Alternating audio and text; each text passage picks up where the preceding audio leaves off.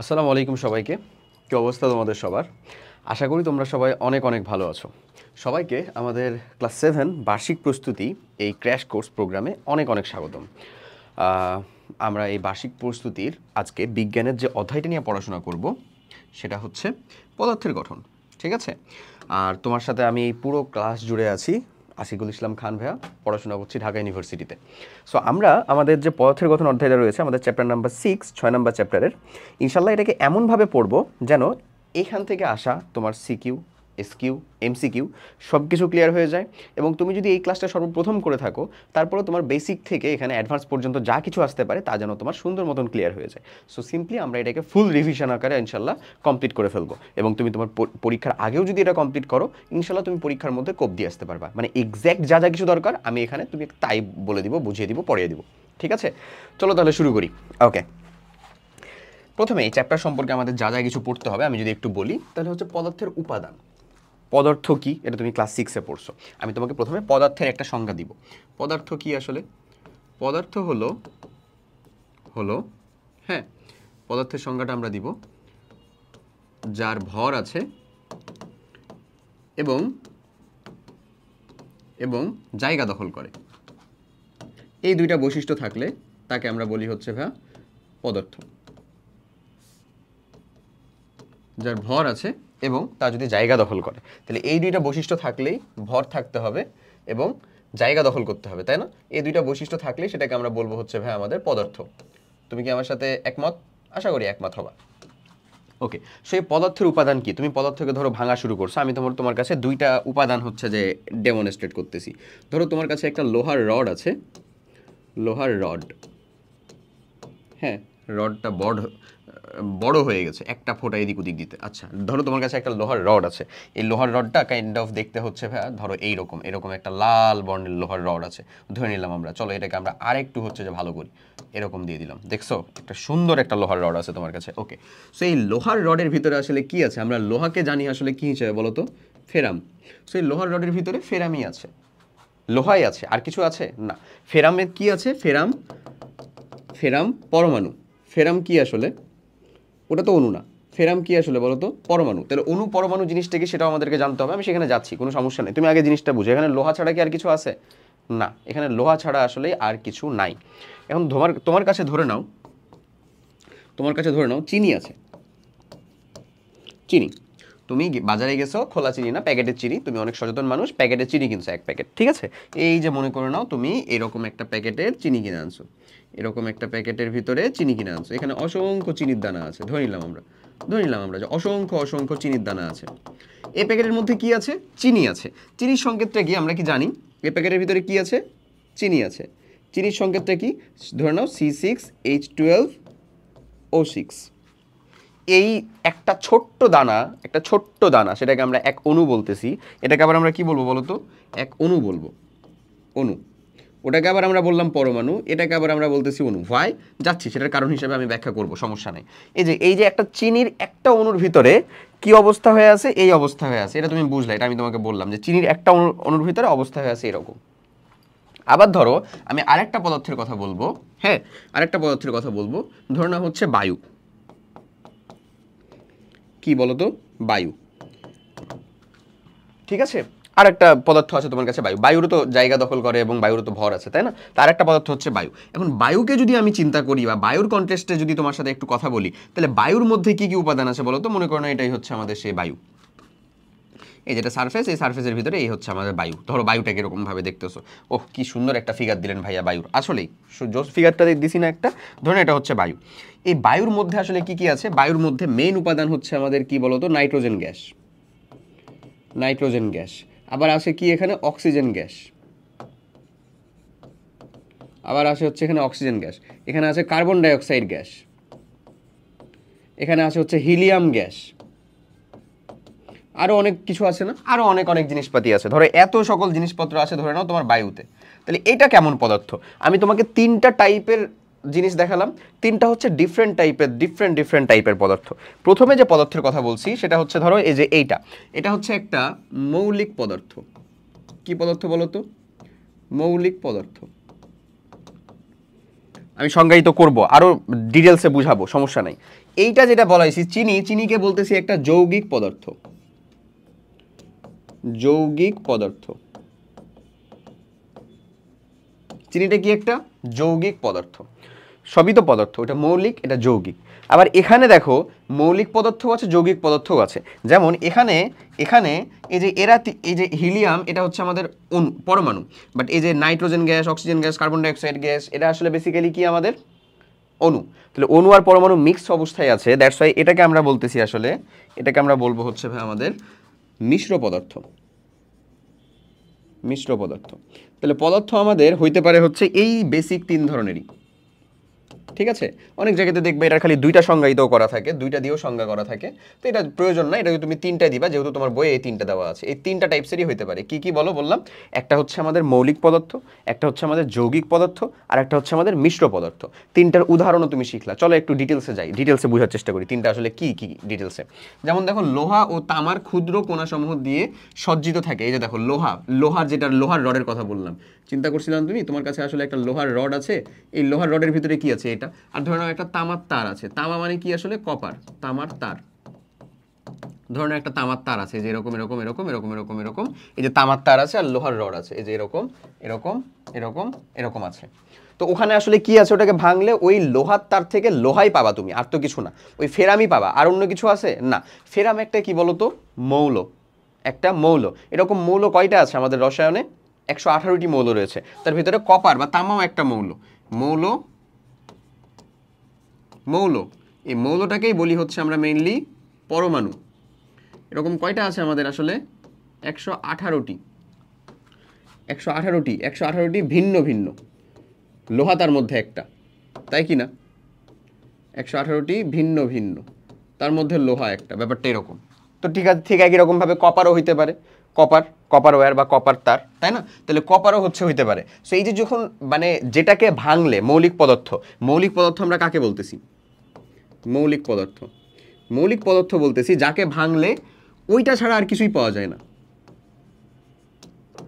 লোহার রড ছিল না তোমার কাছে, যাকে ভাঙলে ওই পদার্থের উপাদান ছাড়া আর কিছু পাওয়া যাবে না,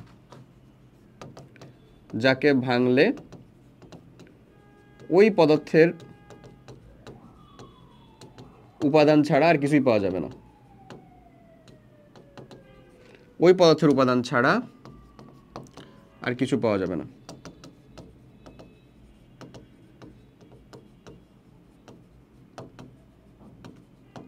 ওই পদার্থের উপাদান ছাড়া আর কিছুই পাওয়া যায় না, সেটাই হচ্ছে আমাদের কি মৌলিক পদার্থ। যেমন উদাহরণ দিলাম এটা, দেখো ওই সেম ফেরামি পাচ্ছি আমি, ফেরাম অসংখ্য আছে, বাট ফেরামি তো আছে, অন্য কেউ কি যুক্ত আছে না, তার মানে সে হচ্ছে আমাদের মৌলিক পদার্থ।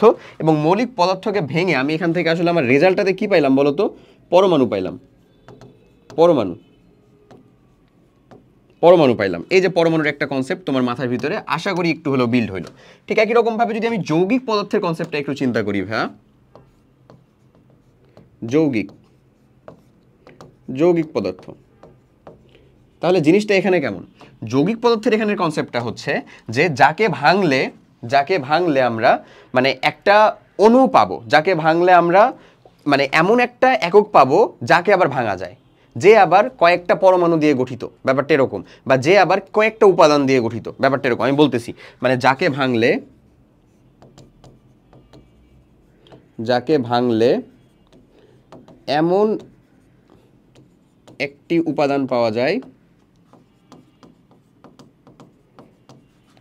যায় যা কিছু মৌলিক পদার্থ দিয়ে তৈরি, ওটা আবার কিছু মৌলিক উপাদান দিয়ে তৈরি।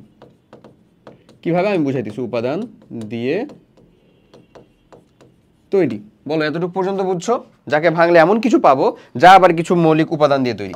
ধরো তোমার কাছে এরকম চিনির একটা ডিব্বা আছে, এত বড় একটা গোলাকারী করছো, একে তুমি হচ্ছে যে ভাঙলা, ক্ষুদ্র করে ছোট্ট করে দিলে কি পাবা তুমি, C6H12O6 পাবা। এটাই তো হচ্ছে যে চিনির একক, তাই না, এটাই তো চিনির একক, বুঝছো আমার কথা, এটাই হচ্ছে চিনির একক। আচ্ছা এটা পাবা। এখন এটাকে যদি তুমি আবার ভাঙো, এটা কি ফার্দার ভাঙা সম্ভব না, এটা হচ্ছে এই চিনির গঠনের একক। এটা কি চিনির গঠনের একক যেটা তুমি পাইলা, যে এই যে এরকম একটা উপাদান পাওয়া যায়, বলছি না এমন একটা উপাদান পাওয়া যায় যা আবার কিছু কিছু মৌলিক উপাদান দিয়ে তৈরি। এটা আবার কিছু কিছু মৌলিক উপাদান দিয়ে তৈরি। এটা কি কি মৌলিক উপাদান দিয়ে তৈরি? একটা হচ্ছে ভাই তোমার কার্বন, কার্বন কার্বন কয়টা আছে এখানে? একটা হচ্ছে কার্বন, যেটা আছে আসলে হচ্ছে 6টা। একটা আছে মানে আছে হচ্ছে হাইড্রোজেন, হাইড্রোজেন আছে কয়টা ভাই? 12টা, মানে একটা অণু গঠনে। আবার আছে হচ্ছে ভাই অক্সিজেন। এদেরকে কি আর ফার্দার ভাঙা যায়? ভাঙা যায় না। অক্সিজেন আছে কয়টা? 6টা। তাহলে একে যাকে আমরা ভাঙলে পাইছিলাম সেটাকে আমরা কি বলতেছি আসলে? অণু।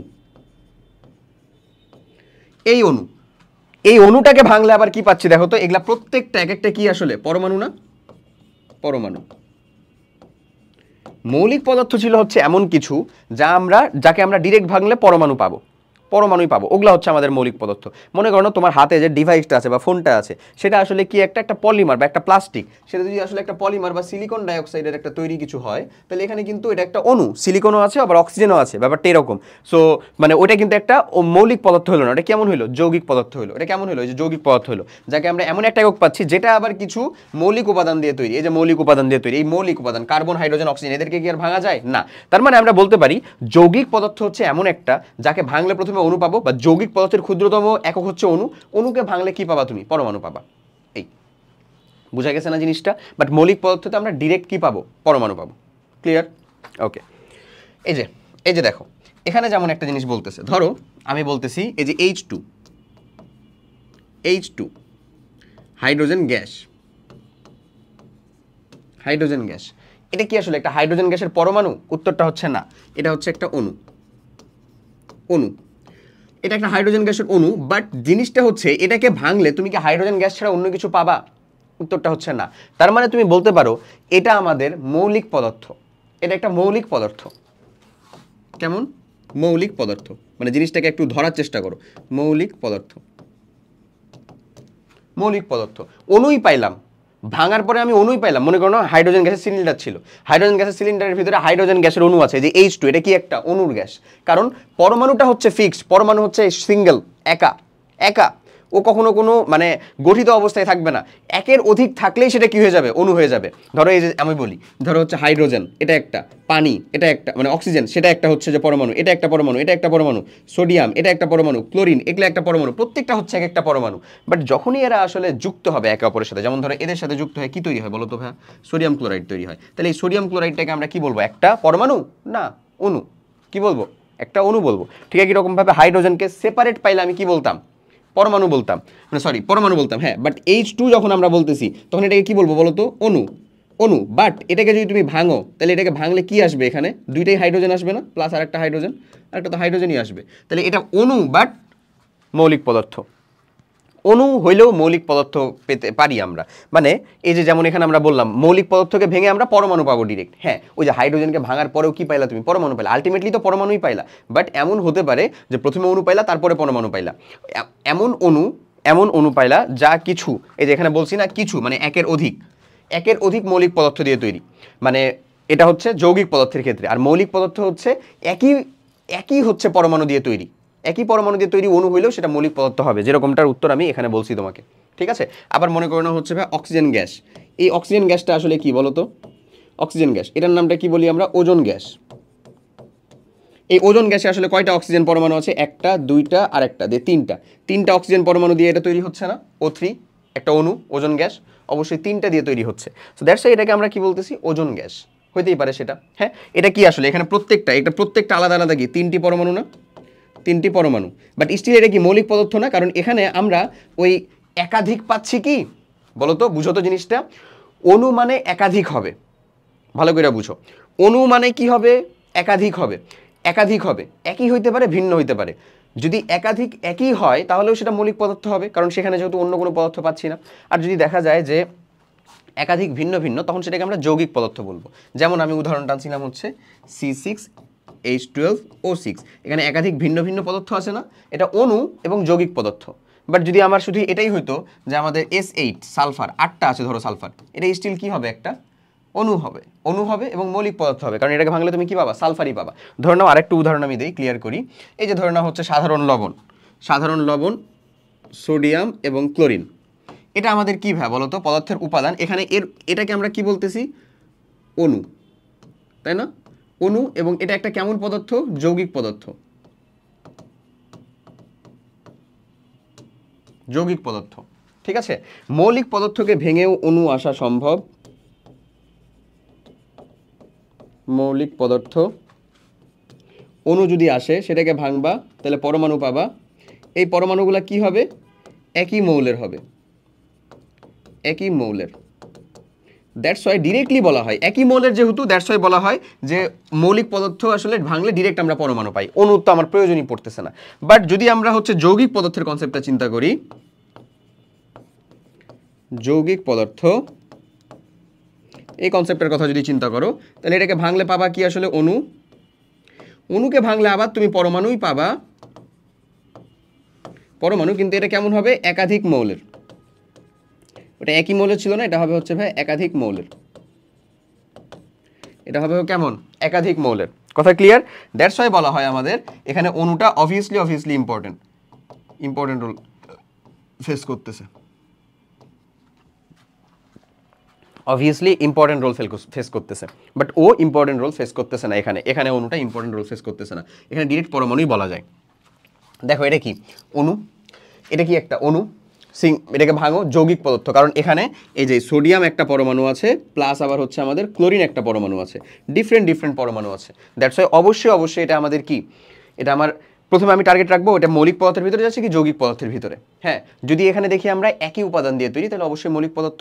একই উপাদান একাধিক হইতেই পারে, নো প্রবলেম, মৌলিক পদার্থ। যদি দেখি না একাধিক উপাদান দিয়ে তৈরি, তার মানে যৌগিক পদার্থ। যৌগিক পদার্থকে ভাঙলে প্রথমে পাবো হচ্ছে অণু, তাকে ভাঙলে আমরা একাধিক পরমাণু পাবো বা একাধিক মৌল পাবো, এমন। আর যদি মৌলিক পদার্থকে প্রথমে ভাঙলে অণু পাইতে পারি, বাট ওটাকেও ভাঙলে দেখবো একই মৌলের পরমাণু পাচ্ছি, তাহলে আমরা ডিরেক্ট বলতে পারি মৌলিক পদার্থকে ডিরেক্ট পরমাণু পাই। তাহলে মৌলিক পদার্থের গাঠনিক একক হচ্ছে আমাদের প্রাথমিকভাবে পরমাণু, আর যৌগিক পদার্থের গাঠনিক একক একই সংখ্যক হচ্ছে অণু, একই রকমের অণু। যেমন সোডিয়াম ক্লোরাইড, এই যে সোডিয়াম ক্লোরাইড ফিক্স পাবা, ওটাকে ভাঙলে তারপরে তুমি হচ্ছে পরমাণু পাবা। ব্যাপারটা এমন। কথা ক্লিয়ার বা বুঝা গেছে? আশা করি ধরতে পারছো। ওকে, এরপরে দেখো ক্ষুদ্রতম কণার মতবাদ। এখানে কিছু মতবাদ আসে, কিছু জিনিসপাতি আসে, যেগুলো আমাদেরকে একটু জানতে হবে। যেমন এখানে মতবাদটা সর্বপ্রথম খ্রিস্টপূর্ব 400 অব্দে কে বলেন? আমাদের ডেমোক্রিটাস। এই নামগুলো আবার জরুরি, হ্যাঁ, টাইমটাও জরুরি। খ্রিস্টপূর্ব 400 অব্দে ডেমোক্রিটাস সাহেব বলে গেলেন, মানে উনি বললেন যে অ্যাটম মানে পদার্থের ক্ষুদ্রতম কণা অবিভাজ্য। এই অবিভাজ্য শব্দটা উনি ইউজ করেন। পদার্থের ক্ষুদ্রতম কণা অবিভাজ্য, ঠিক আছে। এটার নাম দেন উনি হচ্ছে অ্যাটম। অ্যাটম যেটা আসে হচ্ছে গ্রিক শব্দ অ্যাটোমস থেকে। উনারই সমসাময়িক সময়ে দুইজন পাবলিক আবার বলে গেলেন উনার বিপরীত কথা। একজন হচ্ছে আমাদের গ্রিক দার্শনিক প্লেটো, এবং আরেকজন হচ্ছে আমাদের অ্যারিস্টটল। প্লেটো ও অ্যারিস্টটল। প্লেটো ও অ্যারিস্টটল উনারা বললেন কি, যে না এটা বিভাজ্য এবং এরকমভাবে ক্ষুদ্রভাবে ভাঙতেই থাকা যায়। মানে উনার মতবাদের সম্পূর্ণ আসলে বিপরীত মতবাদ পোষণ করলেন, ভাঙতেই থাকা যায়। ওই সময় আর কিছু প্রমাণ করা গেল না, কারো মতবাদ কোনটা সত্য কোনটা মিথ্যা এটা বোঝা গেল না। এরপরে 1803 খ্রিস্টাব্দে জন ডাল্টন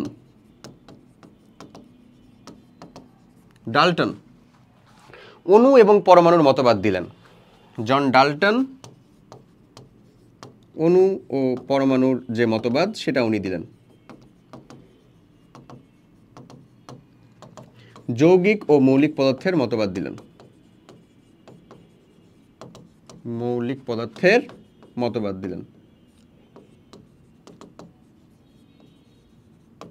মতবাদ দিলেন 1803 খ্রিস্টাব্দে।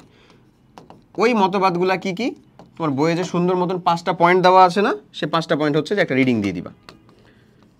আমি বলে দিচ্ছি, বাট রিডিং দিয়ে দিবা। এটা আর প্রয়োজন নাই হচ্ছে যেরকমভাবে লিখে দেখানোর, বাট এই যে টাইম লাইনগুলো এবং কারা বলছেন এটা হচ্ছে যে খুব ভালো মতন মনে রাখবা। এবং ওই মতবাদ অনুযায়ী আমাদের স্বীকৃত হইল কার? খ্রিস্টপূর্ব 400 অব্দে যে ডেমোক্রিটাস বলে গেছিলেন সেটা। আর ভুল প্রমাণিত হইল কার? এই যে আমাদের অ্যারিস্টটল এবং প্লেটোর যে মতবাদ ছিল সেটা আমাদের ভুল প্রমাণিত হয়ে গেল। ক্লিয়ার? এটা হচ্ছে ওনার হচ্ছে যে খ্রিস্টপূর্ব মানে জল ডাল্টনের মতবাদ অনুযায়ী আসলে প্রমাণিত হলো। এখন উনি আসলে কি বলে গেছিলেন? কে? এই যে আমরা যদি দেখি যে আমাদের এই সাহেব জন ডাল্টন সাহেব কি বলে গেছিলেন তার পরমাণু মতবাদগুলো সম্পর্কে? উনি বললেন যে পদার্থের ক্ষুদ্রতম কণা কিছু অবিভাজ্য পদার্থ, মানে অবিভাজ্য হচ্ছে যে দ্বারা গঠিত, যার পারমাণবিক ভর এবং যার পারমাণবিক ভর রয়েছে আসলে, হ্যাঁ, এরকম কিছু পদার্থ, মানে কিছু কণা দ্বারা গঠিত, যে কণাগুলোকে বলা হচ্ছে যে যদি সেটা আসলে যৌগিক পদার্থ হয় তাহলে সেটাকে বলা হচ্ছে অণু। যৌগিক পদার্থের ক্ষুদ্রতম কণা, যৌগিক পদার্থের ক্ষুদ্রতম কণা হচ্ছে অণু। যৌগিক পদার্থের, এই দুইটা সংজ্ঞা আমরা লিখে রাখি। পদার্থের ক্ষুদ্রতম কণা হলো অণু, হ্যাঁ। আর ভাই আমাদের মৌলিক পদার্থের ক্ষুদ্রতম কণা হচ্ছে পরমাণু। এই যে অণুকে ভাঙলেও তো আমরা কি পাবো আসলে? পরমাণু তো পাবোই, একাধিক পরমাণু পাবো। মৌলিক পদার্থের ক্ষুদ্রতম কণা হচ্ছে আমাদের পরমাণু। এই দুইটা জিনিস হচ্ছে যে উনার প্রতিপাদ্য মেইন বিষয়। ক্লিয়ার? বাদ বাকি যে কথাগুলো বলছিলেন ওটাকে একটা রিডিং দিবা জাস্ট, তাহলেই হয়েছে। এবার আসো এই যে অণু আর পরমাণু রিলেটেড আরও বিস্তারিত আলোচনা, অণু এবং পরমাণু রিলেটেডই, ঠিক আছে? সো অণু আর পরমাণু রিলেটেড জিনিসপাতি যদি তোমাকে আমি একটু বলি, তুমি বেসিক একটা সংজ্ঞা শিখেছো, এই সংজ্ঞার পরে জাস্ট মনে রাখার জন্য, ভালো মতন যেন মনে রাখতে পারো, সেই রিলেটেড কথাবার্তাগুলো আমি একটু বলবো। সেটা হচ্ছে পরমাণু। পরমাণু জিনিসটা কি? একক অবস্থায় থাকবে, যাকে আর ভাঙা সম্ভব নয়। অবস্থায় থাকবে যাকে বিভাজন সম্ভব নয়।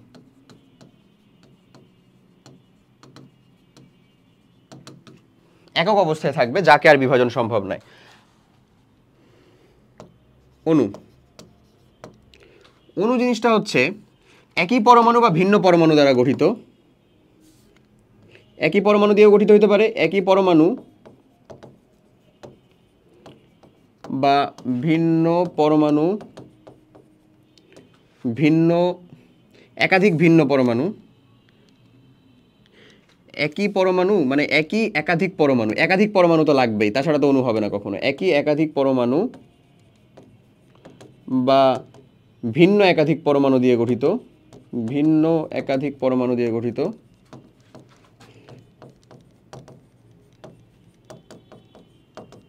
ভিন্ন একাধিক পরমাণু দিয়ে গঠিত কে? এই যে আমাদের অণু। অণু জিনিসটা কি? একই পরমাণু বা একাধিক পরমাণু দিয়ে গঠিত। যেমন ধরো আমি যদি বলি, আমি দুইটারই উদাহরণ দিচ্ছি। যেমন ধরে নাও আমরা হচ্ছে যে এখানে উদাহরণ দেখবো হচ্ছে হিলিয়াম গ্যাস। এটা কিন্তু helium gas, separately helium gas. তারপরে আমরা বলতে পারি হচ্ছে সোডিয়াম পরমাণু, ঠিক আছে? আমরা বলতে পারি হচ্ছে ফেরাম পরমাণু, আমরা বলতে পারি হচ্ছে কপার পরমাণু। ধাতুগুলো এক এক আকারে থাকে। বাট আমি যদি বলি যে এরকম হাইড্রোজেন পরমাণু, তাহলে এটা হাইড্রোজেন পরমাণু হলো, কিন্তু সাধারণত হাইড্রোজেন পরমাণু আকারে থাকে না। ও কি থাকে? হাইড্রোজেন অণু আকারে, এই যে H2 আকারে থাকে। এই H2-র ভিতরে এটাকে যদি ভাঙো, কি আছে আসলে? দুইটা H আছে না? দুইটা H আছে। তার মানে এটা কি? এই যে একই একাধিক পরমাণু, একই একাধিক পরমাণু দিয়ে H2টা গঠিত। H2টা কি আসলে? অণু। এই H2টা কিন্তু হচ্ছে নিজে হচ্ছে ভাই আসলে অণু। এটা আসলে কি? এই যে এদের দুইয়ের সমন্বয়ে গঠিত। আবার যদি আমি একাধিকের কথা চিন্তা করি, একাধিকের কথা চিন্তা করলে আমরা এরকম দিতে পারি না? একটু পরে, মানে পরের পেজে উদাহরণটা পাবা। H2O, এখানে আসলে অক্সিজেন কয়টা আছে? এখানে হাইড্রোজেন আছে হচ্ছে দুইটা, হ্যাঁ, আর অক্সিজেন আছে হচ্ছে কয়টা আসলে? আমাদের একটা। ব্যাপারটা এরকম না? এরকম আসলে, আশা করি বুঝতে পারছো। এটা কি একাধিক ভিন্ন পরমাণু দিয়ে না? একাধিক ভিন্ন পরমাণু দিয়ে গঠিত। এমন এটা আসলে কয়টা, টোটাল কয়টা পরমাণু দিয়ে গঠিত? তিনটি পরমাণু দিয়ে গঠিত। তিনটি পরমাণু দিয়ে গঠিত। দিয়ে আমরা এমন বলতে পারি না এক অণু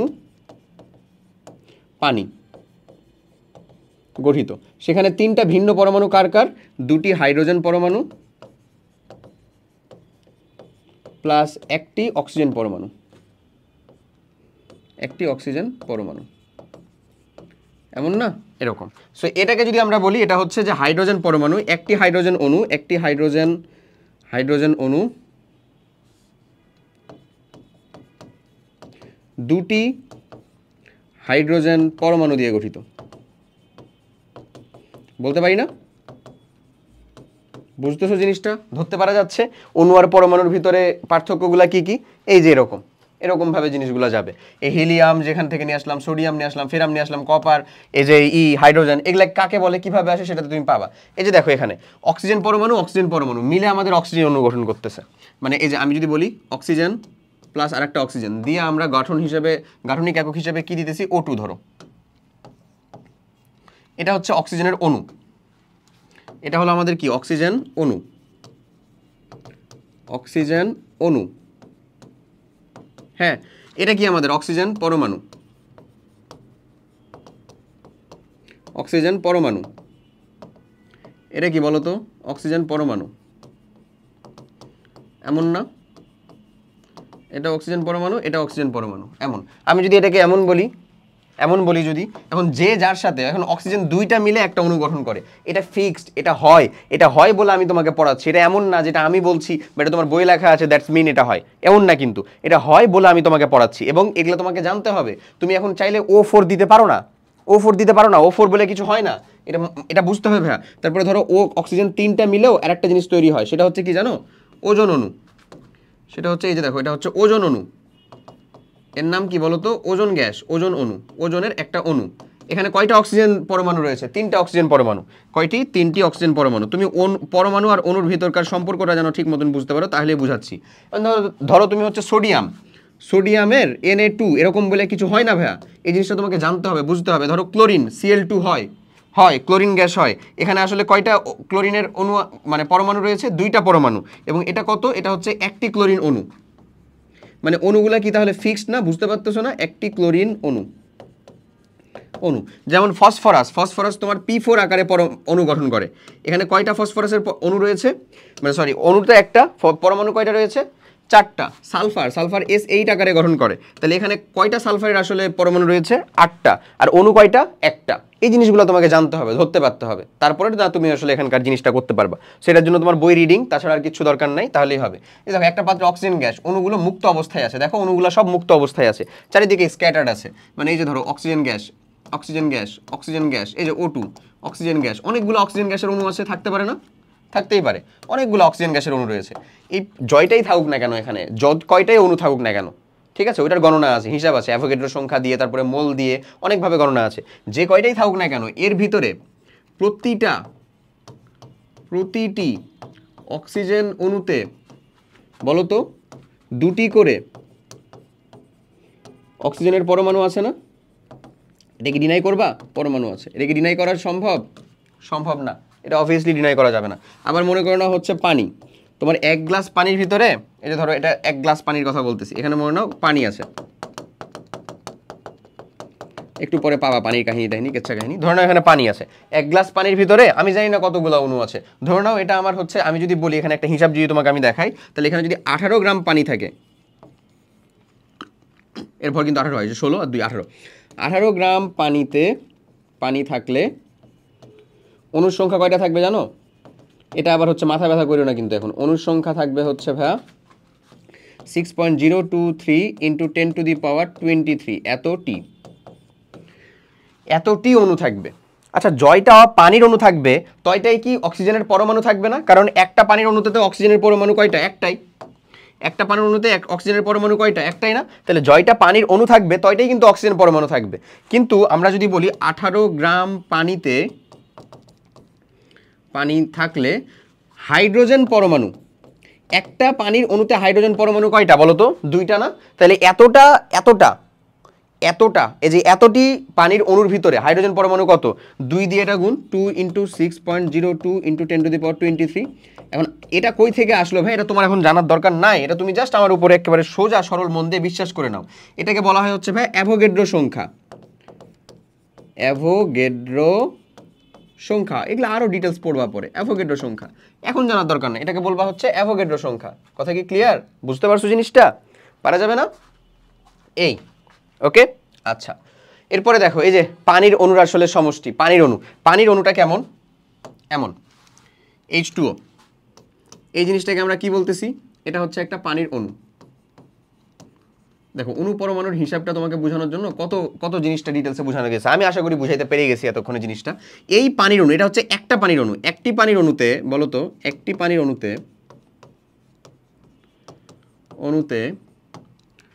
2টি হাইড্রোজেন পরমাণু এবং একটি অক্সিজেন পরমাণু থাকে,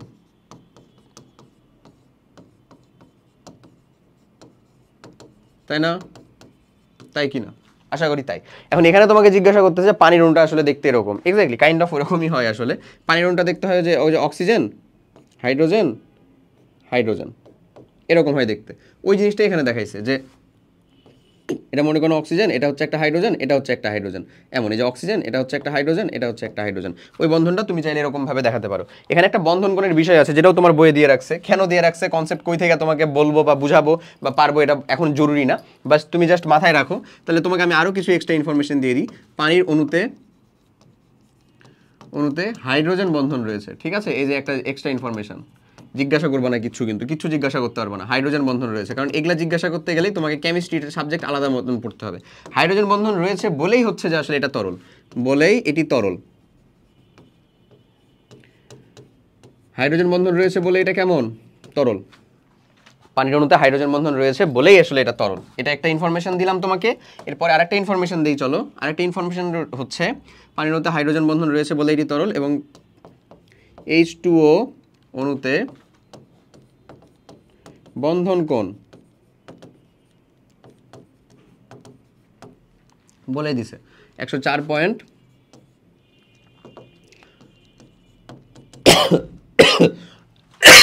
সরি 104.5 ডিগ্রি। এটা হচ্ছে বন্ধন কোণ। তাহলে যেহেতু একটা তুমি করতেছো, চলো আমি তোমাকে আরেকটা দেখাই দিই। মিথেন অণুতে, এটাও তো একটা অণু, বলো তো ভাই মিথেন অণুতে এটা কি একটা অণু না? অণু অবশ্যই, যেহেতু একাধিক মৌল দিয়ে তৈরি, মানে অবশ্যই অণু। এটা কি যৌগিক অণু নাকি মৌলিক অণু? অবশ্যই এটা একটা যৌগিক অণু, তাই না? যৌগিক অণু, কারণ এখানে তো একাধিক পরমাণু রয়েছে আসলে, এমন। সো এই যে মিথেন অণুর বন্ধন কোণ, এই মিথেন অণুর ভিতরে কি রয়েছে বলো? 109.5 ডিগ্রি। এই যে এগুলা জিনিস জেনে রাখলাম, এটা এক্সট্রা দেখালাম তো, যেহেতু একটা দেখাইছি তাই। পানির বন্ধনটা তো বুঝছো, পানিটা হচ্ছে এরকম হয়ে আছে, পানিটা হচ্ছে যে এরকম হয়ে আছে, এটা তো বুঝছো। হ্যাঁ, পানির বন্ধন কোণটা তো এমন হয়ে আছে, বুঝছো। মিথেন কেমন থাকে জানো? চলো একটু দেখাই দিই। তোমাদের কচি মনে একটু মানে সংশয় জায়গাতে আমার খুব ভালোই লাগতেছে আসলে। তো যাই হোক, তোমার এগুলা লাগবে না। এই যে একেবারে বিন্দু মাত্র করে কালো মানে লাল কালি দিয়ে কি কেটে দাও, এগুলো তোমার লাগবে না, ঠিক আছে? মিথেনের অণুটা দেখতে এরকম, পানি যেমন দেখতে এরকম না, মিথেনের অণু দেখতে এরকম। তাহলে তুমি ভাবো দুনিয়াতে যতগুলো সমযোজী যৌগ রয়েছে সবগুলোরই নির্দিষ্ট কোনো না কোনো আকার আকৃতি রয়েছে। তাহলে ভাবো তো ভাই, অনেক কষ্টকর না এতগুলো মনে রাখা? কোনো টেকনিক থাকা উচিত না? টেকনিক আছে, শিখবা কোথায়? ক্লাস 12-এ, বেশি না, আর মাত্র 5 বছর পরে, ক্লাস 11-12-এ আসলে। সো 12-এই শেখার কথা, ক্লাস 12-এ যখন উঠবা তখন শিখবা, তাও আবার কেমিস্ট্রি সেকেন্ড পেপারে, সরি কেমিস্ট্রি ফার্স্ট পেপারে। এখন দরকার নেই, এখন এগুলো মাথার ভিতর থেকে ঝেড়ে ফেলো, ঠিক আছে? ওকে, নেক্সট যেটা, সেটা হচ্ছে পরমাণু ও তার প্রতীক। এই জিনিসগুলো আমাকে ধরতে পারতে হবে, বুঝতে পারতে হবে। যেমন জিনিসটা হচ্ছে যে আমরা একটা প্রতীক আর সংকেত বলে যে জিনিসটাকে বোঝানো হয়, প্রতীক। ওই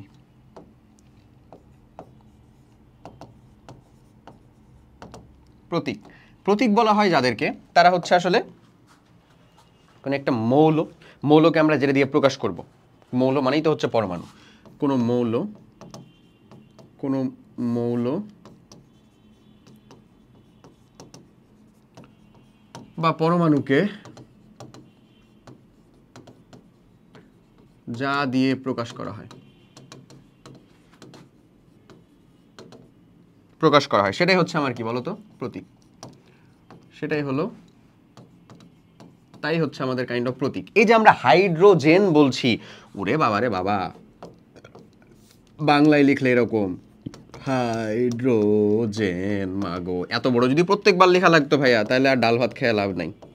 হাইড্রোজেন, এই হাইড্রোজেনটাকে আমরা প্রকাশ করার জন্য ইউপ্যাক কর্তৃক স্বীকৃত, এটা আমি তুমি বা আমাদের দেশের বইয়ালা মানুষজনগুলা স্বীকৃত করে নাই, ইউপ্যাক কর্তৃক স্বীকৃত। ইউপ্যাক জিনিসটা কি? IUPAC, international union of pure and applied কেমিস্ট্রির একটা আন্তর্জাতিক সংস্থা। ওই সংস্থা কর্তৃক স্বীকৃত হাইড্রোজেনকে প্রকাশ করার জন্য এইচ দ্বারা তুমি আর অন্য কোনো মৌলকে দুনিয়াতে প্রকাশ করতে পারবা না বা পরমাণুকে পারবা না। তাহলে হাইড্রোজেনের প্রতীকটা কি ভাই? এইচ। ঠিক একই রকমভাবে অক্সিজেন, এই অক্সিজেনের প্রতীকটা কি আসলে বলো তো? ও, জাস্ট ও। বাট ধরে নাও হচ্ছে নিয়ন গ্যাসটার প্রতীকটা কি আসলে? NE। এটা ওরাই কিন্তু ঠিক করে দিছে। বেশ কিছু নিয়ম কানুন আছে ঠিক করার, যেমন হচ্ছে নিয়নটা NE কেন নিয়ে হয়েছে জানো? কারণ নিয়নের আগেই চলে আসে হচ্ছে ভাই নাইট্রোজেন, ওই নাইট্রোজেনের জন্য ডিরেক্ট শুধুমাত্র N দিয়ে দেওয়া হয়েছে, ওই নাইট্রোজেনকে শুধু N দিয়ে দেওয়া হয়েছে। সো নিয়নকেও যদি আমি শুধু N দিই তাহলে কোনটা নিয়ন কোনটা নাইট্রোজেন কেমনে বুঝবো?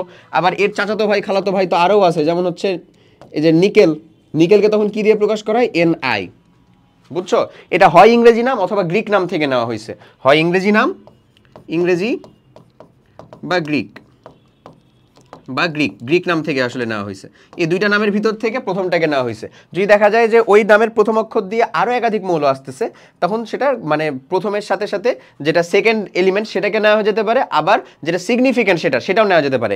যেমন প্যালাডিয়ামে আসলে PD নেওয়া হয়, প্লাম্বামে যেমন PB নেওয়া হচ্ছে, PL নেওয়া হচ্ছে না, কিন্তু জিনিসটা বুঝো, ঠিক আছে? প্যালাডিয়াম, প্লাম্বাম, ওকে, এরকম কিছু নিয়ম আছে। সো তোমার অত বেশি জানার দরকার নাই। তুমি এই যে দেখো কয়েকটা এলিমেন্টের দেওয়া আছে এখানে, হাইড্রোজেন কি দেরা? হাইড্রোজেন। তারপরে হচ্ছে হিলিয়ামটা HE, helium, lithium Li, lithium, beryllium BE, beryllium, boron শুধু B, কার্বন শুধু C, নাইট্রোজেন শুধু N, অক্সিজেন শুধু O, ফ্লোরিন শুধু F, লোহা ফেরাম থেকে আসছে, আয়রন যেটা না, এটা ফেরামটা তার কি? গ্রিক নাম, গ্রিক শব্দ, ওই গ্রিক শব্দ থেকে আসছে হচ্ছে এরকম। ক্লিয়ার? পারবো আমরা? ওকে, এখন এগুলো কতগুলো জানতে হবে, বেশি জানার দরকার নেই, জয়টা দেওয়া আছে তো এটাই জানো খালি, তাইলেই হয়েছে। এবং আমি যদি তোমাকে 1 থেকে 30 পর্যন্ত আর কি দেখাই দিই তাহলেও তোমার জন্য আসলে এনাফ। 1 থেকে 30 পর্যন্ত যদি আমি দেখাই দিই তাহলে হচ্ছে ধরো তোমার জন্য এনাফ। এখানে অলরেডি এই যে নাইট্রোজেন, অক্সিজেন পর্যন্ত দেওয়া আছে, ফ্লোরিন এখানে ধরো হচ্ছে এটা আসলে কত, এটার পারমাণবিক সংখ্যা কত? 1, তারপরে এটা হচ্ছে 2, 3, 4, এই যে বোরন 5, তারপরে 6 কার্বন, 7 নাইট্রোজেন, 8 অক্সিজেন, 9 হচ্ছে ফ্লোরিন, তারপরে হচ্ছে 10 হচ্ছে ভাই নিয়ন, তারপরে হচ্ছে 11 হচ্ছে ভাই সোডিয়াম, এই যে দেখো N দিয়ে তো আরও আছে, তার সোডিয়াম, নেট্রিয়াম থেকে আসছে সোডিয়াম, এটা আসলে সোডিয়াম টেস কিছু আসে না, এটা ইংরেজি শব্দ থেকে আসে না, গ্রিক শব্দ থেকে, কিছুটা আসছে গ্রিক শব্দ, কিছু আসছে থেকে। ম্যাগনেসিয়াম এটা আসছে হচ্ছে Mg, ঠিক আছে। 12 হচ্ছে অ্যালুমিনিয়াম, সেটাকে প্রকাশ করা হয় Al দ্বারা। তারপরে 14 হচ্ছে ভাই সিলিকন, সেটা হচ্ছে Si। 15 হচ্ছে ফসফরাস, সেটা হচ্ছে শুধু P। তারপরে 16 হচ্ছে ভাই আমাদের সালফার, সেটা শুধু S। তারপরে 17 হচ্ছে ভাই আমাদের ক্লোরিন, সেটা Cl। ওকে, তারপরে আসে হচ্ছে আমাদের 18, সেটা হচ্ছে আর্গন, এটা হচ্ছে Ar দ্বারা প্রকাশ করা হয়। তারপরে 19 হচ্ছে আমাদের পটাশিয়াম, সেটাকে শুধু K দ্বারা প্রকাশ করা হয়, এটা কিন্তু গ্রিক শব্দ থেকে আসছে, দ্যাটস ওয়াই। তারপরে 20 হচ্ছে আমাদের ক্যালসিয়াম, সেটা হচ্ছে Ca। তারপরে 21 হচ্ছে আমাদের স্ক্যান্ডিয়াম, সেটা Sc। তারপরে হচ্ছে টাইটেনিয়াম 22, সেটা হচ্ছে Ti। তারপরে 23 হচ্ছে আমাদের টাইটেনিয়ামের পরে হচ্ছে আমাদের ভ্যানাডিয়াম V। তারপরে হচ্ছে আমাদের 24 দিয়ে হচ্ছে আমাদের ক্রোমিয়াম Cr। 25 দিয়ে হচ্ছে আমাদের ম্যাঙ্গানিজ Mn। 26 দিয়ে হচ্ছে আমাদের ফেরাম বা লোহা, এই যে লোহা বা ফেরাম সেটা আসলে কি 26-এ আছে, 26। তো 27 হচ্ছে আসলে কোবাল্ট CO। তারপরে হচ্ছে 28 হচ্ছে আমাদের নিকেল Ni। তারপরে 29 হইলো আমাদের হচ্ছে ভাইয়া কপার Cu। তারপরে 30 হচ্ছে আমাদের জিঙ্ক Zn। মেলাগুলা বলে দিলাম, মেলাগুলা, তুমি হচ্ছে কাইন্ড অফ বিলিভ মি, যে কয়টা দেওয়া হয়েছে এই কয়টা এনাফ। যারা আরও এক ধাপ আগায় থাকতে চাচ্ছ তাদের জন্য বলবো 20 পর্যন্ত এনাফ, যারা আরও এক ধাপ আগাইতে থাকতে চাও তাদের জন্য বলবো 30 পর্যন্ত এনাফ, আর লাগবে না, ঠিক আছে? ওকে, চলো এবার অনুর সংকেত। অনুরটাকে কি বলতেছি আমরা? অনু যেটা, সেটার হচ্ছে অনুপ্রকাশক যে, তাকে বলা হয় সংকেত। মৌল বা পরমাণু প্রকাশ করা হয় জায়গা দিয়ে, সেটাকে বলা হয় প্রতীক। প্রতীক মিলে তৈরি হয় হচ্ছে আসলে সংকেত। যেহেতু পরমাণু মিলে তৈরি হয় অণু, তাহলে অনুপ্রকাশক যেটা বা পরমাণু মিলে যেটা তৈরি হয় সেটাকে প্রকাশ করা যেটা দিয়ে, সেটা হচ্ছে সংকেত, ঠিক আছে? মানে আলটিমেটলি প্রতীক মিলে তৈরি হচ্ছে আসলে সংকেত। তো সংকেত জিনিসটা হচ্ছে কেমন? সংকেত জিনিসটাকে তুমি বলতে পারো যে অনুপ্রকাশক যা তাহাই সংকেত, তাই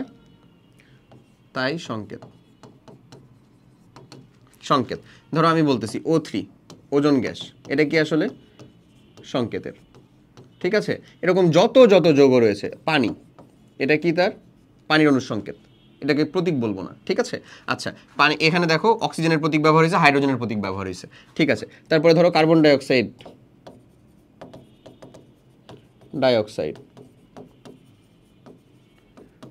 তারপরে দেখো নাইট্রিক অক্সাইড NO, এগুলা কি গ্যাস না, এবং এটা প্রতীক নাইট্রিক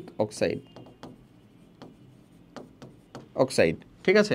ধরো H2 হাইড্রোজেন, এখানে 2টা হাইড্রোজেনের প্রতীক ব্যবহার হয়েছে না, তার মানে এটাও কি আসলে একটা সংকেত, এটা হচ্ছে হাইড্রোজেন গ্যাসের সংকেত, হাইড্রোজেন গ্যাস সংকেত, ঠিক আছে, এরকম ভাবে তোমার বইয়ের বেশ কিছু সংকেত টংকেত দেওয়া আছে।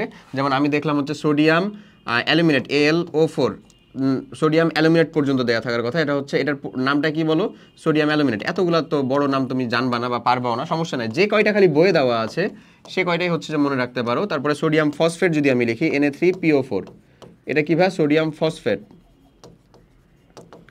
Sodium phosphate, phosphate. ওকে, এই তো ডান, সোডিয়াম ফসফেট। ওকে, দেখো এই যে এখানে কিছু দেওয়া আছে, যেমন যেমন অণুর সংকেত, এটাকে আমরা কি বলবো আসলে, এটা হচ্ছে সংকেত হাইড্রোজেন। তো নাইট্রোজেনেরটা N2, অক্সিজেনেরটা O2, ফ্লোরিনেরটা F2, তারপরে ক্লোরিনেরটা Cl2, তারপরে ব্রোমিনেরটা ব্রোমিন, আয়োডিনেরটা আয়োডিন। এটাকে ডিরেক্ট হচ্ছে অণুর যেটা সেটাকে সংকেত বলতেছে। এখন এটাও তো আমাদের অণু, যেটা যৌগ, এটাও তো আমাদের একটা অণু, পানির অণু H2O, এটাও একটা অণু। ক্লিয়ার জিনিসটা? এমন। আচ্ছা, এবার আছে হচ্ছে তোমার পরমাণু কণা। পরমাণু কণা কিভাবে হচ্ছে না হচ্ছে, তারপরে আছে তোমার সার্বজনীন দ্রাবক, তারপরে হচ্ছে তোমার জিনিসটা শেষ। এটা আছে হচ্ছে কি, পরমাণু কণা। চলো পরমাণু কণা জিনিসটা একটু বুঝি, দেখি। ওকে, তাহলে এই পরমাণু কণা জিনিসটা কি বোঝাচ্ছে? জিনিসটা হচ্ছে, ধরো এই যে তুমি এতগুলা পরমাণুকে লিখলা, হাইড্রোজেন, অক্সিজেন, তারপরে ফ্লোরিন, এই যে প্রত্যেকে যে আলাদা আলাদা, সেটা আসলে কিসের উপর ভিত্তি করে আলাদা আলাদা তুমি কি জানো? কিসের উপর ভিত্তি করে আলাদা আলাদা? এটা হচ্ছে পারমাণবিক সংখ্যা বা প্রোটন সংখ্যার উপর ভিত্তি করে। পারমাণবিক সংখ্যা, আমরা এতক্ষণ আগে কি পড়লাম যে আমাদের মানে এই যে পরমাণু, এটাকে আর ভাঙা যায় না।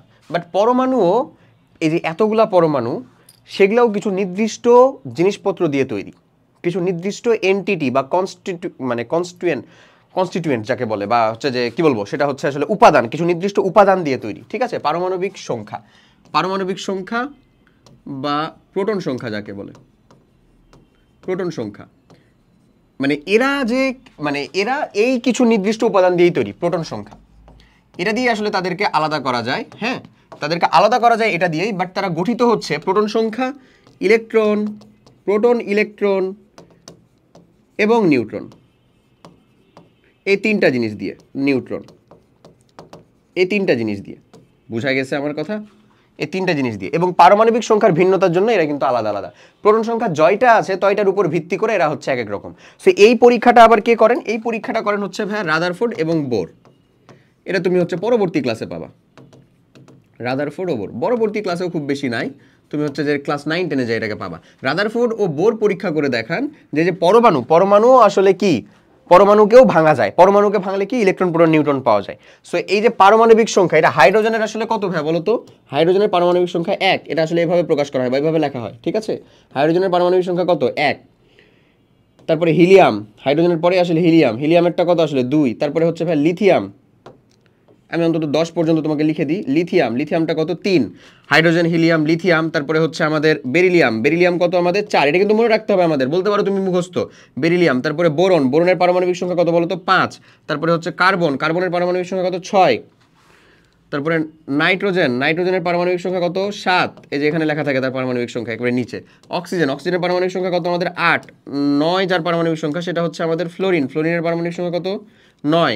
নিওনের পারমাণবিক সংখ্যা কত? 10। সোডিয়ামের পারমাণবিক সংখ্যা কত? 11। ম্যাগনেসিয়ামের পারমাণবিক সংখ্যা তারপরে 12। তারপরে অ্যালুমিনিয়ামের পারমাণবিক সংখ্যা 13। ওই যে লিখছিলাম না একটু আগেই, এই যে এখানে লিখছিলাম না, দেখো তো এই যে এখানে লিখছিলাম না, লিখে তো দিছি। এটাই ছিল তার পারমাণবিক সংখ্যা বা প্রোটন সংখ্যা। বুঝছো জিনিসটা? ধরতে পারছো? আচ্ছা, সো এই যে মানে এই যে প্রোটন সংখ্যা, ইলেকট্রন সংখ্যা এবং নিউট্রন সংখ্যা, এদের ভিতরে একটা সম্পর্ক আছে। সম্পর্কটা হচ্ছে এরকম যে পরমাণু এটা দিয়ে গঠিত, মানে মানে নিউট্রাল থাকা অবস্থায়, মানে চার্জড, আধান মুক্ত, যেটাকে আমরা বলি আসলে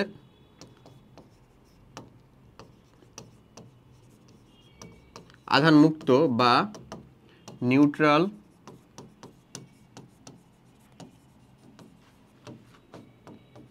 নিউট্রাল থাকা অবস্থায়, আধান মুক্ত বা যেটাকে আমরা বলতেছি নিউট্রাল থাকা অবস্থায় প্রোটন সংখ্যা এবং ইলেকট্রন সংখ্যা হয় হচ্ছে ভাই সমান। প্রোটন সংখ্যা ইকুয়ালস টু হয় হচ্ছে আমার ইলেকট্রন সংখ্যা। প্রোটন সংখ্যা আর ইলেকট্রন সংখ্যাটা কি হয় ভাই বলো তো? নিউট্রাল থাকা অবস্থায় হয় হচ্ছে সমান। এটা প্রত্যেকটা পরমাণুর জন্য। যেমন ধরো অক্সিজেন, অক্সিজেনের ভিতরে আমার 8টা প্রোটন রয়েছে, 8টি কি রয়েছে? প্রোটন। তাহলে অক্সিজেন যখন নিউট্রাল আছে তখন এখানে আমাদের ইলেকট্রনও কয়টা রয়েছে বলো তো? 8টি ইলেকট্রন রয়েছে, 8টি ইলেকট্রন রয়েছে। নিউট্রনের সাথে সম্পর্কটা কি? নিউট্রনের সাথে সম্পর্ক হইতে হলে তোমাকে যেমন এটার প্রোটন সংখ্যা জানতে হয়েছে, ঠিক সেরকমই আরেকটা বৈশিষ্ট্য জানতে হবে বা আরেকটা সংখ্যা জানতে হবে, সেটাকে বলা হয় তার ভর সংখ্যা। সেটাকে বলা হয় কি তার বলো তো? ভর সংখ্যা। এ ভর সংখ্যা হয় হচ্ছে আসলে এ ভর সংখ্যা হয় হচ্ছে ভাইয়া নিউট্রন সংখ্যা প্লাস প্রোটন সংখ্যা প্লাস প্রোটন সংখ্যা, নিউট্রন সংখ্যা প্লাস প্রোটন সংখ্যা। সো তোমাদের আসলে এতদূর পর্যন্ত নাই, বাট তারপর আমি খালি বলে রাখলাম ভর সংখ্যাটা যদি তুমি জানো, প্রোটন সংখ্যা তুমি জানো, তাহলে তুমি নিউট্রন সংখ্যাটা বের করতে পারবা। যেমন ধরো অক্সিজেনের এই যে এখানে লেখা থাকে 8, মানে এটা তার প্রোটন সংখ্যা, এখানে লেখা থাকে হচ্ছে 16, এটা তার ভর সংখ্যা। তাহলে আমাদের এখানে নিউট্রন আছে কয়টা? এটা কোথাও প্রকাশ করা থাকে না, বাট তুমি চাইলে বের করবা। নিউট্রন আছে কয়টা বলো তো? নিউট্রন আছে হচ্ছে তাহলে আমাদের 16 - 8 ইজ ইকুয়ালস টু কত? 8। বলতে পারা যায় না? 16 - 8 ইজ ইকুয়ালস টু 8। ইয়েস, বলতে পারা যায়। আশা করি তাহলে জিনিসটাকে বুঝতে পারছো বা ধরতে পারছো। আর জয়টা প্রোটন থাকবে, তয়টা ইলেকট্রন থাকবে। ক্লিয়ার? যেমন হচ্ছে যে ধরো হাইড্রোজেনের প্রোটন কয়টা? একটা প্রোটন, আর একটা তার কি রয়েছে তাহলে? ইলেকট্রন রয়েছে। দেখো একটা কক্ষপথ দেওয়া হয়েছে, কক্ষপথটা কি? ওই যে মৌলের নির্দিষ্ট কক্ষপথ রয়েছে এরকম। এখন পরবর্তীতে যে দেখো হিলিয়ামের দুইটা, তারপরে অক্সিজেনের 8টা না? 8টা। তো আমি এখন প্রথম কক্ষপথে আসলে কয়টা দিব? এই জিনিসটাও আমাদেরকে জানতে হবে, ধরতে হবে, বুঝতে পারতে হবে। ঠিক আছে? আচ্ছা, তো প্রথম কক্ষপথে আমি আসলে কয়টা ইলেকট্রন দিব? কয়টা ইলেকট্রনকে আমি ইলেকট্রনকে বসাবো কিভাবে? সেটা যদি জানো, এটাও তোমাদের ক্লাসে আসলে আলোচনা করা নাই, বাট আমি বলে দিই। হ্যাঁ, n-তম কক্ষপথে সর্বোচ্চ ইলেকট্রন সংখ্যা কত? 2n²। এটা জেনে রাখবা। ঠিক আছে? তাহলে তুমি বলো, যখন আমাদের n এর মানটা 1, তখন আমাদের ইলেকট্রন সংখ্যা, সর্বোচ্চ ইলেকট্রন সংখ্যা সেখানে কয়টা আসলে? 2টা। এটা হচ্ছে n এর মান যখন 1, তখন ইলেকট্রন সংখ্যা কত আমাদের? 2n² সূত্রটা অ্যাপ্লাই করলে 2। তারপর n এর মান যদি 2, তাহলে ইলেকট্রন সংখ্যা কয়টা আমাদের? 8টা। 3, তাহলে কয়টা আমাদের? 18টা। 4, তাহলে কয়টা আমাদের? 32টা। এরকম না ইলেকট্রন সংখ্যাটা? এত লাগবেই না তোমার, 18-র ভিতরেই হয়ে যাবে। এখন বলো যে অক্সিজেনের আমার প্রোটন সংখ্যা কয়টা? 8টা প্রোটন। তাহলে 8টা প্রোটন হলে 8টা কি হবে? ইলেকট্রন হবে না? 8টা ইলেকট্রন হবে। এখন অক্সিজেনকে তুমি যদি ড্র করতে চাও, ধরো আমরা অক্সিজেনকে ড্র করতেছি, এটা আমরা নিউক্লিয়াস আঁকতেছি, তারপর এটা প্রথম শক্তি স্তর দিলাম, মানে ইলেকট্রনগুলো যেগুলো থাকে সেগুলোকে বলা হয় শক্তি স্তর। ভাইয়া বুঝছো? দ্বিতীয় শক্তি স্তর দিলাম, আর লাগবে না। তাহলে এই যে ধরো অক্সিজেন দিলাম, এটা প্রথম শক্তি স্তর। অক্সিজেনে 8টা ইলেকট্রন রয়েছে না? প্রথম শক্তি স্তর কোনটা? এটাতে কয়টা ইলেকট্রন থাকবে তাহলে? 2টা। ধরো এই যে 2টা দিলা, তারপরে আর ইলেকট্রন থাকলো কয়টা? 8টা ইলেকট্রন আছে না? 2টা তো দিয়ে দিলা। প্রথম শক্তি স্তরে তো 2টার বেশি থাকতে পারে না, এই যে বের করছো তুমি 2টা। তারপরে পরের শক্তি স্তরে কয়টা থাকতে পারে? 8টা। বাট তোমার কাছে ইলেকট্রন আছে কয়টা? 6টা। তার মানে 6টা তুমি দিয়ে দিবা। এই যে 2, এই যে 2, 4, আর এই যে 5, আর একে 6, এরকম ভাবে দিয়ে দিবা। ডান। এমন ভাবে তুমি আঁকাবা। বুঝছো? এই ওকে। চলো এরপরে একটা কথা, পানি সার্বজনীন দ্রাবক হিসেবে ব্যবহার। পানি সার্বজনীন দ্রাবক হিসেবে ব্যবহার করার 2টা কারণ রয়েছে। পানি সার্বজনীন দ্রাবক হিসেবে এটাই একমাত্রই থাকে, সার্বজনীন দ্রাবক। এটা কমপ্লিট করলে আমাদের ক্লাস লেকচারটা কমপ্লিট হয়ে যাবে। তারপরে আমরা কিছু অনুশীলনী জিনিসটা খালি একটু টেনে দিব তোমাদের। পানি সার্বজনীন দ্রাবক হিসেবে পানি কারণটা হচ্ছে যে, কারণ এটা হচ্ছে শর্ত সাপেক্ষে জৈব ও অজৈব সকল পদার্থ দ্রবীভূত করতে পারে। কি করতে পারবে? দ্রবীভূত করতে পারবে, দ্রবীভূত করে। এবং পানির পরিমাণ হচ্ছে সব থেকে বেশি। আসলে সকল দ্রাবকের মধ্যে পানির পরিমাণ বেশি। তোমার এটা একটা পরীক্ষা দেওয়া আছে, ওই পরীক্ষাটা থেকে এই সিদ্ধান্তই আসে। তুমি একটা পরীক্ষাটাকে রিডিং দিতে পারো। সকল দ্রাবকের মাঝে পানির পরিমাণ বেশি। ডান। এই হলো এখানকার আলাপ। বুঝা গেছে? চলো এবার কিছু কোয়েশ্চেন সলভ করি। ফার্স্ট অফ অল শূন্যস্থান পূরণ করতে বলতেছে আমাদেরকে। দেখি একটু শূন্যস্থানগুলো যদি পড়ি। মৌলিক পদার্থ ড্যাশ উপাদান দিয়ে তৈরি। কেমন উপাদান দিয়ে তৈরি বলো তো? একই উপাদান দিয়ে তৈরি। একই নাকি ভিন্ন? একই। লবণ ও চিনি যৌগিক পদার্থ অবভিয়াসলি। ওকে। মৌলিক পদার্থের ক্ষুদ্রতম কণার নাম পরমাণু। ড্যাশ হলো যৌগিক পদার্থের ক্ষুদ্রতম কণা, অণু, তাই না? পরমাণুর কেন্দ্রে কি থাকে? প্রোটন। প্রোটন থাকে, ঠিক আছে। কেন্দ্র যেটা সেটাকে বলা হয় কিন্তু নিউক্লিয়াস, নিউক্লিয়াসটাকে বলা হয় কেন্দ্র। ডান। ওকে, মৌলিক ও যৌগিক পদার্থ বলতে কি বোঝায়? ডান না? একেবারে গলা ফাটায় ফাটায় চিৎকার করলাম না এতক্ষণ ধরা। মৌলিক পদার্থ কোনটা? যাকে ভাঙলে আমরা অণু পাইতে পারি বা পরমাণু পাইতে পারি, কিন্তু একই পরমাণু পাবো। অণু পাইলেও একই পরমাণু পাবো, আর ডিরেক্ট পরমাণু পাইলে তো পাইলাম। যৌগিক পদার্থ কোনটা? যাকে ভাঙলে আমরা অণু পাবো, ওই অণুকে ভাঙলে একাধিক পরমাণু পাবো। অণু মানেই তো হচ্ছে একই বা একাধিক মৌলের বা পরমাণুর সমাহার। তো একই মৌল যদি হয় তাহলে সেটা আসলে আমাদের মৌলিক পদার্থ যাবে, আর একাধিক হলেই সেটা কিসে আসবে? যৌগিক পদার্থে আসবে। ডান। অণু পরমাণুর মধ্যে পার্থক্য উদাহরণ সহ লিখো। পরমাণু কি? একক মৌল। একক মৌল বা একক অবস্থায় থাকলেই সেটাই মৌলটাই হচ্ছে আমাদের কি? পরমাণু। আর অণু জিনিসটা কি বলো ভাইয়া? অণু জিনিসটা হচ্ছে যে যদি সেটা আমাদের একাধিক পরমাণু সমন্বয়ে গঠিত কোনো যৌগ হয়, সেটাই হচ্ছে আমাদের কি? একটা অণু। একাধিক, একই হইতে পারে, ভিন্ন হইতে পারে। এই যে H2, এটা কি? একই, মানে একাধিক একই পরমাণু দিয়ে অণু। এগুলো দুইটাই কিন্তু আসলে কি? অণু। এটা হচ্ছে মৌলিক অণু, এটা কেমন? যৌগিক অণু এমন। আর এই যে শুধু হাইড্রোজেন বলি অথবা শুধু অক্সিজেন বলি, তাহলে এগুলো কি? আমাদের পরমাণু। ডান। ডাল্টনের পরমাণুর বক্তব্যের আমাদের মূল বক্তব্য কি? জন ডাল্টন 1803 সালে তিনি যে বললেন, উনি বললেন যে পদার্থের ক্ষুদ্রতম কণা অবিভাজ্য। মানে যৌগিক পদার্থের ক্ষুদ্রতম কণাগুলোকে আমরা অণু বলতেছি, মৌলিক পদার্থের ক্ষুদ্রতম কণাকে আমরা পরমাণু বলতেছি। এগুলা কিছু নির্দিষ্ট উপাদান দ্বারা গঠিত, যাদের পারমাণবিক ভর আছে। মানে পারমাণবিক ভর ওটা ওই সময় বলছিল আর কি, ওই সময় আসলে নাই, ওনার মতবাদে বলছিল আসলে নাই। ওটা তুমি হচ্ছে যে বইটা ওখানে জাস্ট রিডিং দিলেই বুঝতে পারবা কি বলা হয়েছে। ওকে, নেক্সট।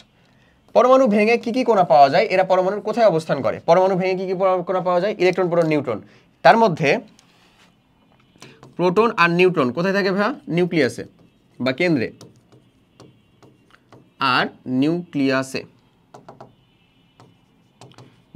বা কেন্দ্রে। আর ইলেকট্রন যেটা, সেটা থাকে কি? বাইরে, নিউক্লিয়াসের বাইরে বা কেন্দ্রের বাইরে, কক্ষপথে, নির্দিষ্ট কক্ষপথে। ডান।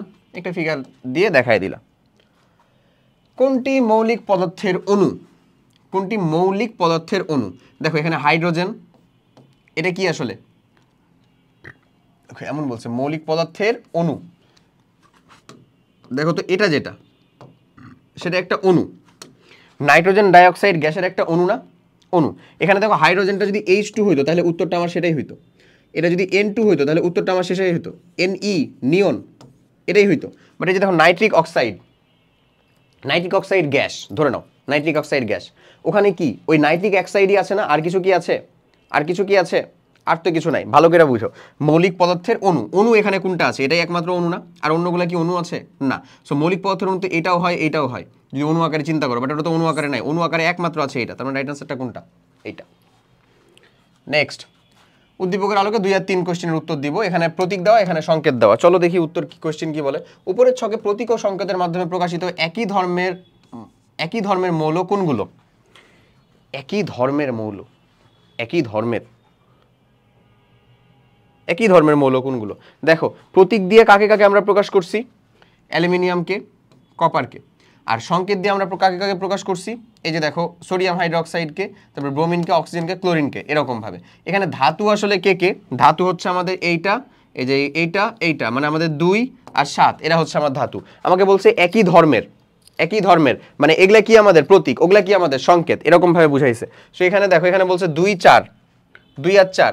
4কে দেখো তো, 4 হচ্ছে ব্রোমিন, 2 ছিল হচ্ছে আমাদেরকে অ্যালুমিনিয়াম। না, একই ধর্মের না নিশ্চয়ই এরা, এটা ধাতু আর একটা হচ্ছে অধাতু। তার মানে 2, 4 না। তারপরে কি বলে? 1, 3। 1-এ দেখো কে আছে? ক্লোরিন আছে। 3-এ কে আছে? অক্সিজেন আছে। না, 1, 4 ঠিক আছে, 1, 4 ঠিক আছে। এই যে 1, 4 এটা ঠিক আছে। এই যে এটাও ক্লোরিন, এটাও ব্রোমিন, ঠিক আছে, দুইটাই অধাতু। 1, 4। এর পরের কোশ্চেনে কি বলে? কোন পদার্থের অণুতে পরমাণুর সংখ্যা সমান? কোন পদার্থের অণুতে পরমাণুর সংখ্যা হচ্ছে সমান? এখানে দেখো ভাইয়া, এখানে হচ্ছে এই যে সোডিয়াম হাইড্রোক্সাইড, এখানেও 3টা পরমাণু, O3 এখানেও 3টা পরমাণু, NH3 এখানে 4টা পরমাণু, তার মধ্যে এখানে সমান না। এই যে ক্লোরিন আর ব্রোমিনে পরমাণু সমান, তাহলে আমরা বলতে পারবো 1 আর 4-এ হচ্ছে সমান। আবার হচ্ছে আমাদের 1 আর 4-এ কয়টা? 2টা করে, দ্যাটস ওয়াই সমান। আবার হলো আমাদের হচ্ছে যে 3 আর 6-এ সমান। চলো দেখি, 1 আর 4 নাই, 3 আর 6 আছে, মানে রাইট আনসারটা 3 আর 6, এটাতে সমান হবে। আর অন্য কোথাও সমান না, 3টা করে আছে। ওকে, ডান। এরপরে দেখো হিলিয়ামের প্রতীক কি? He, নিশ্চয়ই এটা আমরা পারি, মাত্র আমি করাইছিও, দেখাইছিও। হিলিয়ামের প্রতীক কি বলো? He, পারবা।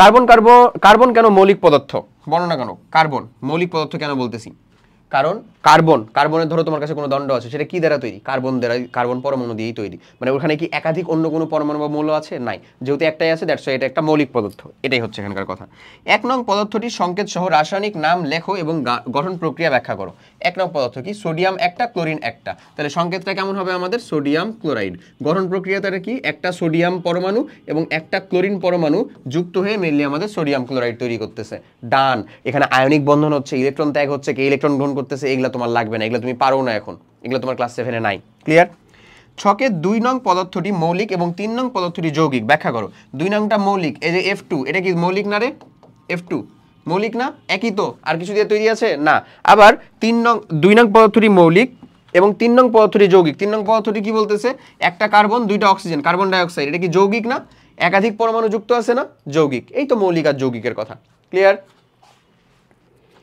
ওকে এরপরে একটা নেক্সট কোশ্চেন বলতেছে চলো এই কোশ্চেনটা হচ্ছে যে একটু দেখে ফেলি আমরা এই কোশ্চেনটা বলতেছে পরমাণু কি সো পরমাণু হচ্ছে মৌলিক পদার্থের ক্ষুদ্রতম কণা সেটাই হচ্ছে আমাদের পরমাণু একক কণা যেটা তারপরে ও এবং ও এর মধ্যে পার্থক্য কি ও এবং O2 ও হচ্ছে কি বলতো অক্সিজেন পরমাণু O2 হচ্ছে কি অক্সিজেনের অণু যা দুইটা অক্সিজেন পরমাণু দিয়ে গঠিত ডান এরপরে বলে দ্বিতীয় কক্ষপথে যে কয়টি ইলেকট্রন থাকবে তা বসিয়ে চিত্রটি আঁকো এখানে দেখো এটা আমাদের 6টা প্রোটন 6টা নিউট্রন যুক্ত একটা 6টা প্রোটন আসলে কার বলো তো ভাই কার্বনের তো প্রথম কক্ষপথে আসলে 2টা ইলেকট্রন থাকে সেটা তো তুমি জানো তাহলে দ্বিতীয় কক্ষপথে আর কয়টা বাকি থাকবে 4টা তাহলে তোমার চিত্রটা যদি তুমি ড্র করতে চাও ধরো এটা হচ্ছে কার্বন এটা হচ্ছে কার্বনের পরমাণু এটা হচ্ছে প্রথম কক্ষপথ দিলা এরপর এটাকে দ্বিতীয় কক্ষপথ আকারে দিলা ধরে নাও এটা হচ্ছে আমাদের কার্বন এখানে আসলে কি 6টা প্রোটন আছে 6টা নিউট্রন আছে প্রথম কক্ষপথে কয়টা ইলেকট্রন দিলা 2টা বাকি 4টা কোথায় যাবে 1 2 3 4 ডান এটুকু করলেই তোমার উত্তর একেবারে 3 এ 3 পাবা তোমার আঁকা চিত্রটি সপক্ষে যুক্তি দাও